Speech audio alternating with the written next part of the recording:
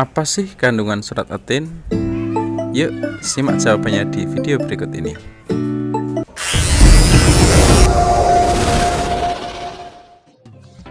Assalamualaikum warahmatullahi wabarakatuh. Apa kabar anak-anak? Semoga sehat dan tetap semangat ya. Jangan lupa rajin sholat biar hidup kita bermanfaat. Jumpa lagi dengan saya Pak Arwan di YouTube GPI Channel. Pada kesempatan kali ini kita akan belajar pendidikan agama Islam dan budi pekerti sekolah dasar kelas 5 bab 1 pertemuan kedua, memahami kandungan surat At-Tin. Mengapa disebut dengan surat At-Tin? Surat ini dinamakan dengan At-Tin diambil dari kata At-Tin yang terdapat pada ayat pertama yang artinya buah tin. Surat At-Tin adalah surat ke-95 dalam Al-Quran yang berjumlah 8 ayat dan termasuk golongan surat yang turun di Mekah atau disebut juga dengan surat Makkiyah. Mari kita pelajari ayat per ayat. Sebelum kita lanjutkan, jangan lupa like, comment, share, and subscribe ya, agar kamu tidak ketinggal video terbaru. Terima kasih. Bismillahirrahmanirrahim. Wat-tini waz-zaitun. Demi buah tin dan buah zaitun. Tumbuh di Asia Barat, buah tin atau disebut buah ara adalah buah yang cukup unik. Buah ini menyerupai tetesan air mata berwarna hijau atau ungu dan berisi daging buah berwarna merah muda dengan ratusan biji kecil di dalamnya. Rasanya yang manis ditambah dengan kandungan nutrisinya yang melimpah membuat buah tin cocok untuk diet kesehatan. Di antara manfaat buah tin adalah meningkatkan kesehatan pencernaan, menjaga kesehatan jantung, dan juga mencegah penyakit diabetes.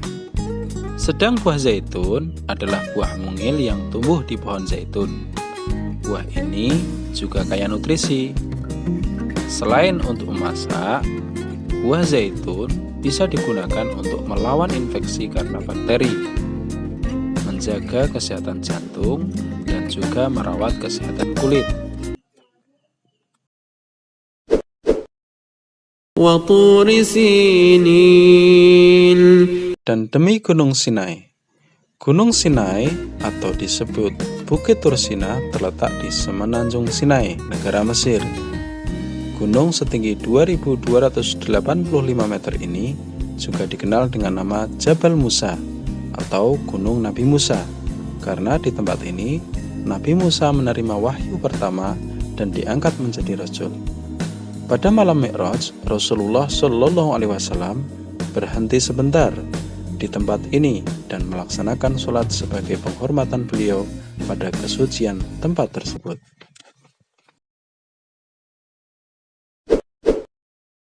Wahadzal baladil amin. Dan demi negeri Mekah yang aman ini. Kota yang aman adalah kota Mekah. Kota ini disebut dengan kota yang aman karena siapapun yang memasukinya terjaga keamanan dan keselamatannya. Dahulu pada masa jahiliyah, kota Mekah, tepatnya Ka'bah, pernah akan diserang oleh tentara Abraha. Namun atas kekuasaan Allah, mereka diluluhlantakkan oleh pasukan Ababil.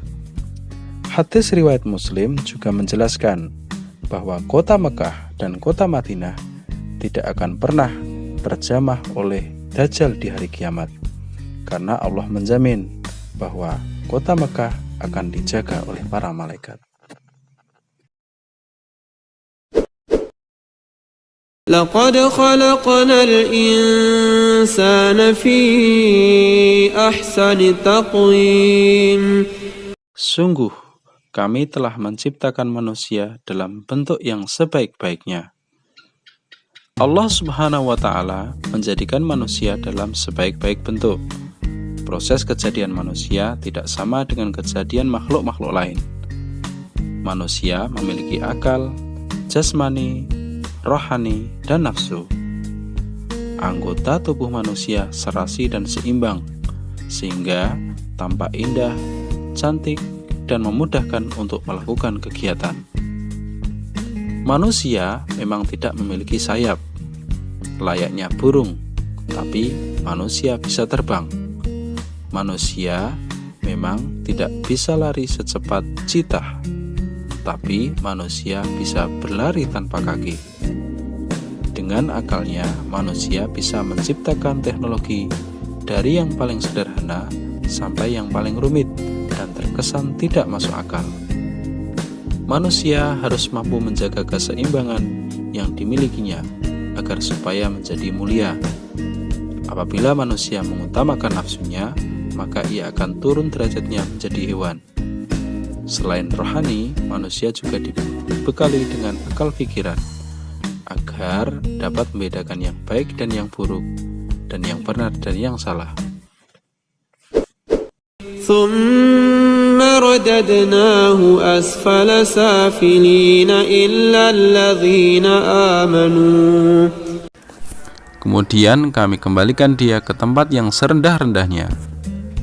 Dalam ayat ini Allah mengingatkan bahwa manusia sekalipun mereka sempurna dapat turun derajatnya menjadi hina jika sikap dan perilakunya keluar dari aturan yang telah ditetapkan oleh Allah Subhanahu wa taala.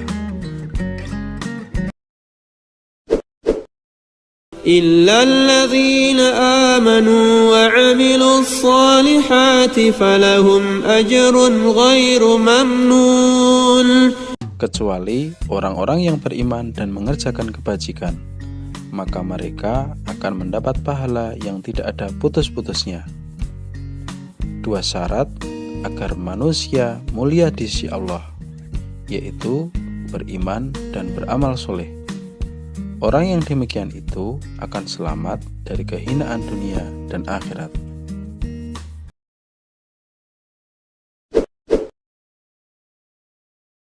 فما يكذبك بعد بالدين.